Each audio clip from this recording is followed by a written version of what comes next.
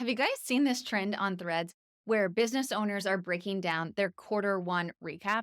They're basically going through and telling us how many leads that they took in for the whole quarter, how many of those booked a consultation, and then how many of those turned into bookings. And listen, I'm a data junkie, so I am here for the numbers, okay? But what's so interesting to me is that we're actually missing some really big questions that need to be asked about these numbers. So, in today's episode, I'm going to be giving you all the dish behind the scenes of what I'm looking at when I'm going through these quarter one recaps being dropped on Threads. You ready for the dish? Let's get into it. Okay, CEOs, I think this is so fun. When I started seeing more and more people share their quarter one recaps, I was like, I literally do this every single day with my students. So it's super fun to get to see the data and the numbers, or really how they're breaking down their funnel to understand what worked and what didn't work. What I find the most interesting about it is a lot of them don't know what the numbers are telling them.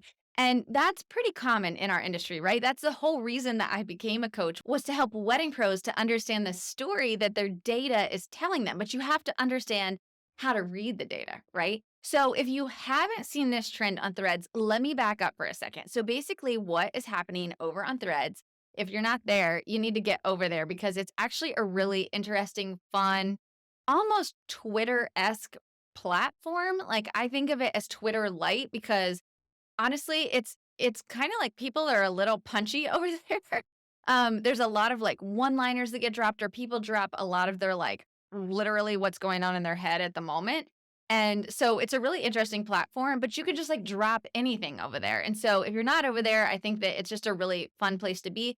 To be honest, a lot of our clients aren't there yet, so it reminds me of the Clubhouse days when it was, like, all vendors. That's what I'm feeling with Threads, so it's kinda like the old Clubhouse days, but it's all text. So you don't have to be on video and it's not all shiny and pretty over there. So it's just a really interesting platform. All that to say, what's happening is they're dropping these recaps and they're basically saying things like, okay, I got 31 leads for all of first quarter. 9 of them booked a consult. Of those, 3 became bookings, right? Then some of them are breaking that data down on their own, and some of them are kinda like, "I don't really know what happened. Is 3 a good number to book from 31 leads?" All these different questions are coming up, right? And so I have loved it. It's been really, really fun to see what people are thinking about their numbers. But what I wanted to do in this episode was kinda help you break that down for yourself. So if you've not done your own quarter one recap, by now you should be able to go back and look at all of your numbers from quarter one. And while you should be doing that with your financials, one of the things I really push into my students to be doing is to be looking at their sales funnel because your sales funnel is going to tell you so much about what you need to do to grow your revenue, right? And so that's what we're really, really wanting to focus on in this episode. So let's use this example, which was actually a real example that I saw over on Threads, which was that they got 31 leads, 9 of them booked a consult, and 3 of them turned into bookings. Okay, let's break this down. What are we looking for in these numbers? Okay, so the first thing we want to look at is how many of our leads actually went to consult. So in this example, we had 31 leads and 9 of them booked a consult. So there's two things that this can really fall into, and that would be marketing and pricing, and those are going to go together in this example, or it's going to be lack of follow-up. These are the two things that we're going to want to look at in this beginning part of our funnel. So when you're looking at your own numbers, if you did not have 50% of your inquiries go to consult, then that's what we're going to really want to look at is your marketing and pricing and then your follow-up, okay? So what does that mean? When someone inquires, they typically have inquired because they saw your marketing, either your Instagram, your Pinterest, your TikTok, your website, whatever they saw, something drew them in. It could have also been obviously a referral, but they've likely also then gone to your Instagram just to see what you're into, right? Like see who you are. So either way, we're going to put this on marketing. Now, when they inquire, if you then give them pricing, right? And that pricing doesn't match your marketing, that's typically a big thing that we see here. Either your marketing is showcasing you as lower budget than you actually are, or your marketing is showcasing you as a higher budget than what you actually are. So when your pricing doesn't match your marketing, there's a disconnect there and people get confused and so they bounce, right? So they'll inquire, the pricing doesn't match, and so they bounce, right? So that's one reason that somebody could not book a consult. The second reason is going to be lack of follow up. And I actually think this one is one of the bigger ones in the wedding industry. And this is because you are afraid of sounding like a used car salesman. So you don't want to keep following up, keep following up, keep following up, and you feel like you're getting ghosted. But remember, in the wedding industry, so often the planning process is quite long. And a lot of our couples are actually inquiring before they're even engaged because they're trying to get an idea of what everything is costing, right? So while we think that we're being a used car salesman, we think we're being annoying, your lack of follow up could be causing someone else to slip in and get the consult instead of you. So, what I want you to really, really think about, if this is your issue here in your sales funnel, if you're not booking 50% of those leads, then I really want you to go back and I want you to look at, does my marketing match my pricing? So, that's going to be number one. And then two, how many times are you following up? I want you to be following up for at least 30 days.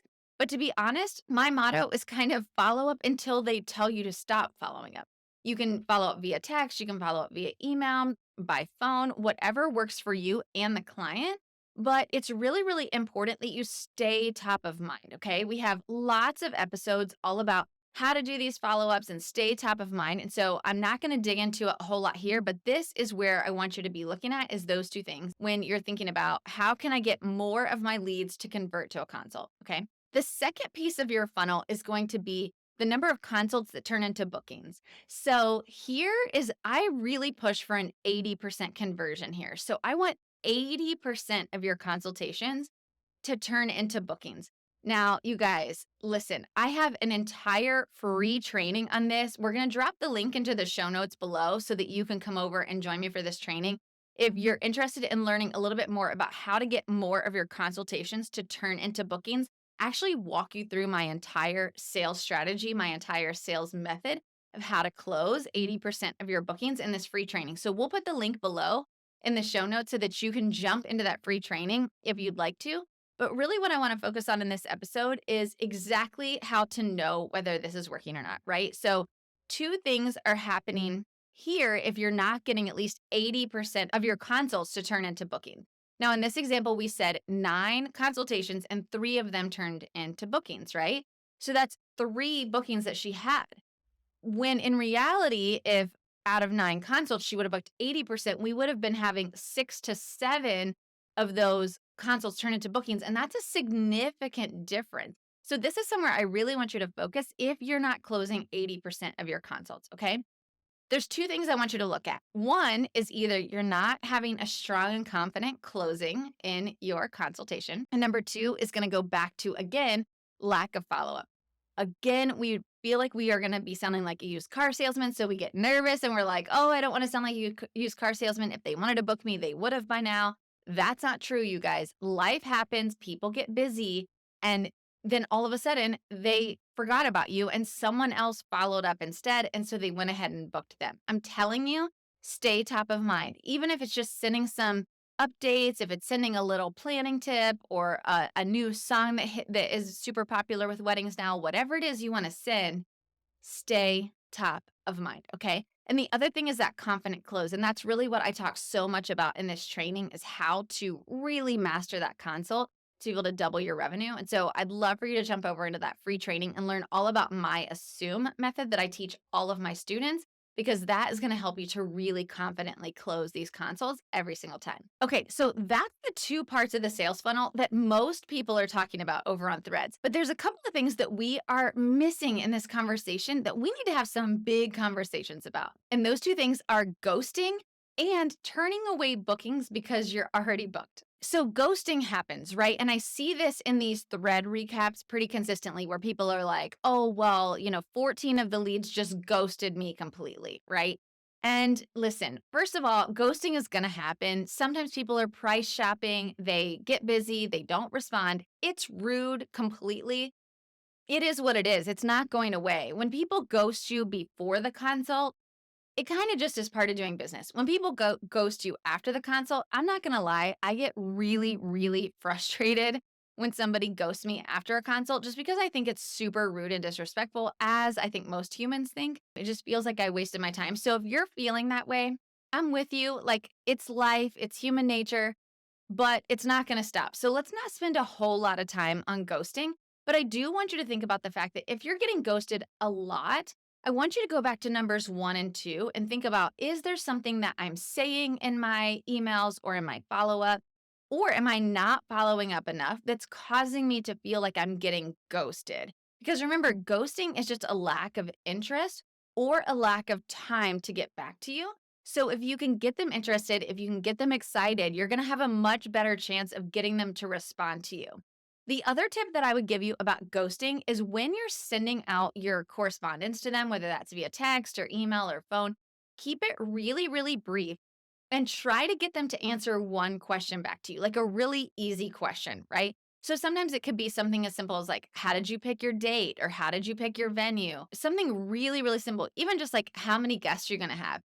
Honestly, the answer doesn't super matter to your process. It's just a matter of it's an easy response. Like it's an easy thing for them to say really quickly while they're at a red light or while they're at work on a break. They can respond quickly to that and it gets the conversation started. It at least gets them to answer.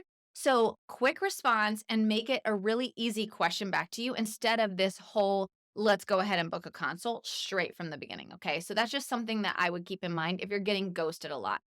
And the last one, oh my gosh, you guys. Okay, this is the one that I want to answer all the threads recaps. It's like making me crazy. And the last one is how many bookings you're turning away because you're already booked. Like, can we just sit on this for a second? Because this is a massive problem in our industry right now. In this example, this real life example that I'm giving you from threads, this particular wedding pro said that she had 8 bookings that she had to turn away. So of the 31 inquiries, 8 of them she had to turn away because she was already booked. And so she was like, "So I don't count those." And I was literally like, uh, no, wait a second. Stop the presses. What do you mean we don't count those? And what I want to encourage you, CEO, when you're listening to this right now is I want you to actually hyper track the number of inquiries that you are turning away because you're already booked. Because this is the story that your data is trying to tell you. If you are turning away more than 1 or 2 leads a month because you're already booked, the story your data is telling you is it's time to build a team because this is how you scale. This is how you double your revenue, triple your revenue, 10 times your revenue. Okay. This is how you're going to do it is by building out that team.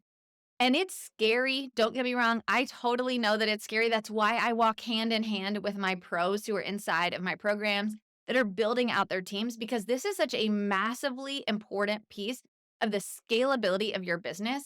It's also how you're going to create an exit plan for your business, how your business is going to be sellable at some point. It's how you are going to start to get your precious time back. So by saying I'm not going to count those because it's like, oh, well, I wasn't available, so they shouldn't count in my numbers. Wrong. You should actually be counting that and tracking that almost as much as you're tracking your sales every single month because this is such important data that you need to be tracking to tell you, should I hire? Am I ready to hire? If you're turning away 8 leads in a single quarter because you are already booked, we should definitely start looking at, okay, well, if I actually marketed even more, right? If I marketed even more than I already am, could I start to fill someone else's schedule? Could I bring on an associate? Could I bring on a second planner? Could I bring on a designer? Whatever that looks like in your business, I am telling you, this is how so many of my students go from, $60,000 a year to $300,000 a year or $50,000 a year to $200,000 a year. It's because they are building out their team, their strategic team to help them to start scaling their business, to take more of the business on. And as you do that, it's not just, oh, now we can take on more, but also you as the CEO are going to start slowly stepping away from so much of the day to day so that you can start to focus on the bigger picture. Now you've got this incredible team that you're building out. And eventually you'll be able to start focusing on that second revenue stream. What else are you doing to now start to 10 times that revenue? So this is such an important piece of the puzzle that I think we're missing big time in these threads recaps. And y'all, listen, I'm here for it. I'm gonna just dive into all the threads recaps and start. I keep asking people, so what's stopping you from building a team? I see that you turned away 8 inquiries. What's stopping you from building a team? Or people will say, this is one I see a lot too, is I'm officially completely booked for 2024. Y'all, let me just explain to you. I almost hit the ground when I saw that. I was like, it is quarter one. And you're telling me that you're officially completely booked for the entire year? Like, that's not something that should be celebrated. That should be something that's like, oh, my data is telling me I need to build a team for the scalability of my business, right? Oh, I can't. I can't sit on my hands. I'm so excited to dig into this topic so much more over on Threads and TikTok and Instagram. I'm going to blast it everywhere. So if you're with me, if you're excited about this topic, I would love to see you jump into some of these conversations with me. And if you're interested in learning more about how you can build your team, if you're like, yes, Rainey, this is actually happening to me. I'm turning away leads constantly. Drop into my DMs. Let's have a conversation about it because I want to help you build out that team.